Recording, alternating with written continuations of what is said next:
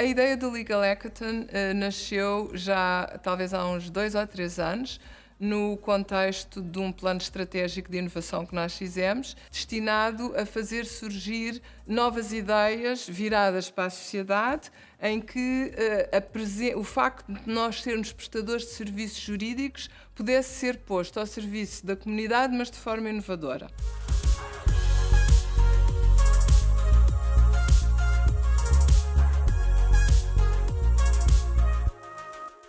Olá, eu sou a Margarida Couto, CEO da Fundação Vasco Vieira de Almeida.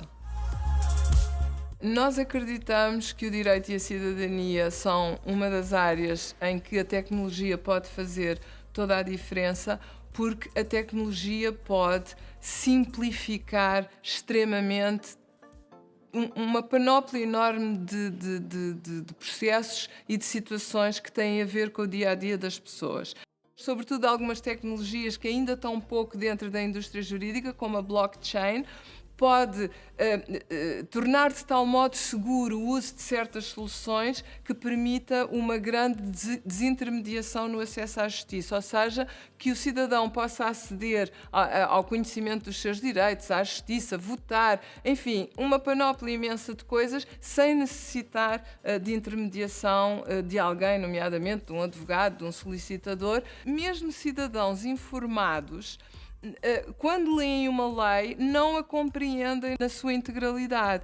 E isso pode fazer a diferença entre ficar ou não ficar na prisão, pagar uma multa ou um imposto que não é devido e eu pago porque não sei que ele não é devido. Eu vou-lhe dar o exemplo. Ao Instituto da Prescrição, ao fim de um tempo, uma dívida fiscal prescreve. Mas o fisco tem a obrigação de notificar mesmo dívidas prescritas. Se eu sou um cidadão informado, ou sou advogado, eu olho para aquilo, vejo a data, vou à lei e digo, eu não vou pagar isto prescreveu. Mas a prescrição tem que ser invocada. Se eu não invocar a prescrição, então ela não opera.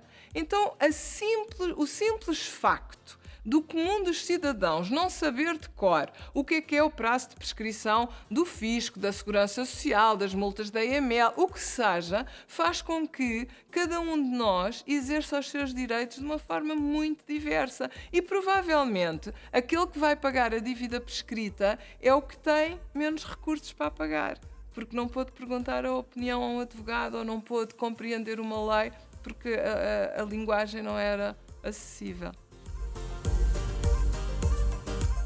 A Fundação Vasco Vieira de Almeida tinha esta ideia de promover o primeiro Legal Hackathon em Portugal e contactou-nos a ver se nós estaríamos interessados em sermos a entidade parceira para o pôr de pé. E, portanto, quando nos batem à porta com uma ideia que tem na sua gênese inovação e empreendedorismo, normalmente nós gostamos de dizer que sim. E, portanto, começámos a colaborar e rapidamente vimos que era uma iniciativa muito interessante, até porque se inscreve numa área nova, que é esta da área da promoção da cidadania e de uma cultura de direitos mais ativa, e como é que a tecnologia pode contribuir para esse mesmo papel. E esse é o desafio, que não é fácil. Aparentemente nós não juntamos estes dois mundos, o mundo do legal com o mundo da tecnologia, mas essa é a graça do desafio, é fazer, digamos, isso acontecer. Nós temos pessoas que vêm da engenharia, outras pessoas que vêm da parte de direito e algumas equipes também têm parte de negócios, gestão.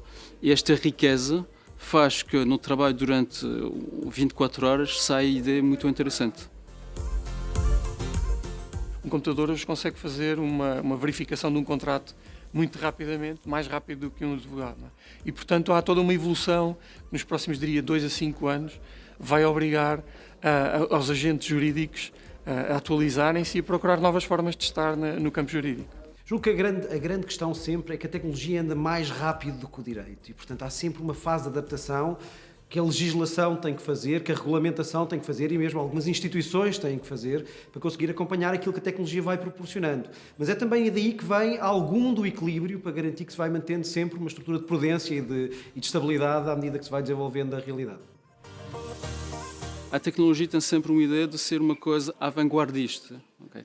E misturar estes dois mundos pode às vezes trazer algumas preocupações, mas nós vimos que nas apresentações dos projetos as coisas interessantes, mas no limiar, se calhar um bocadinho da lei ou do direito, mas acho que vai dar um passo para frente para pensar em ideias inovadoras, eventualmente seguir para a frente mais rapidamente com as ideias que foram apresentadas.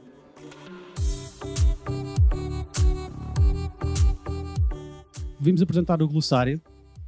Com o glossário pretendemos também endereçar o desafio que todos conhecemos do cidadão comum, que é o de entender os termos jurídicos mais complexos, às vezes nem tão complexos assim, mas para o cidadão comum isso é um desafio.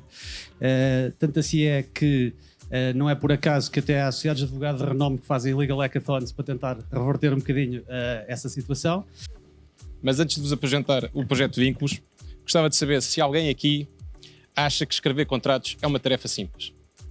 A verdade é que provavelmente ninguém vai dizer que sim. E o resto dos portugueses... Peço desculpa.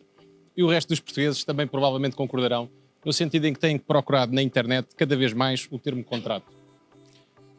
Com correlação com o termo contrato, também têm procurado o termo advogado, o que nos leva a induzir, com algum senso comum, que as pessoas estão à procura de quem os ajude a escrever contratos. Nós criámos um algoritmo cujo pressuposto é o léxico de domínio, ou seja, este algoritmo contém as palavras mais utilizadas pelos cidadãos comuns, as palavras que nós mais utilizamos no nosso dia-a-dia, no fundo o nosso vocabulário, e permite estabelecer um match entre esta linguagem, que é a nossa linguagem, a linguagem não só dos juristas, mas de qualquer pessoa, e faz um match com a linguagem utilizada por estes resumos que os escritórios de advogados disponibilizam entre outras entidades, a explicar, no fundo, a lei de forma mais acessível para os cidadãos. O Smile vai aumentando de satisfação ou de contentamento consoante a percentagem de correspondência com a linguagem comum vai aumentando. E o que se passa é que, nos nossos resultados, nós apresentaremos um ranking de escritórios de advogados consoante os seus resumos sejam mais ou menos perceptíveis. Eu acho que não há boas soluções se não se perceber bem o problema. Isso é uma coisa que nós insistimos muito no nosso trabalho cotidiano, é que não vale a pena tentar forçar uma solução para um problema inexistente. E, no fundo, dizer assim, porque é que se a tecnologia está a simplificar tantos domínios da nossa vida coletiva, obviamente aqui, que é uma área essencial, que tem a ver com a área da justiça, que tem a área dos nossos direitos, é um mundo onde a tecnologia tem que entrar em força. E, portanto, se conseguirmos ter ideias de projetos, de empresas que venham solucionar com novas propostas de valor este tipo de desafios, acho que podemos ficar muito satisfeitos e a nossa expectativa é que, obviamente, no total dos participantes haja uns quantos que se destacam e que possam fazer esse caminho. 2, 0!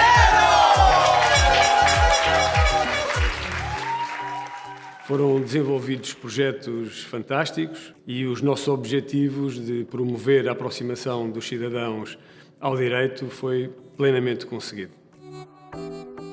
Idealmente, agora os projetos vencedores devem seguir para a fase de implementação e de saída para o mercado. Sei que as condições são difíceis, há ainda muito trabalho a fazer, mas acredito que isso vai ser possível e espero que seja possível.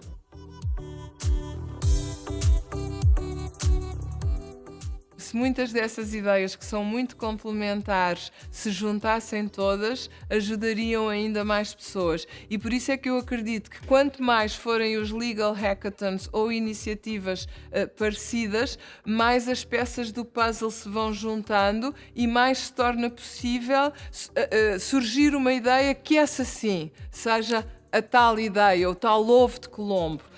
Obviamente que o caminho faz-se caminhando, mas acreditamos que vai-se criando uma força motriz que um dia juntará as muitas ideias e que fará com que o ovo de Colombo surja.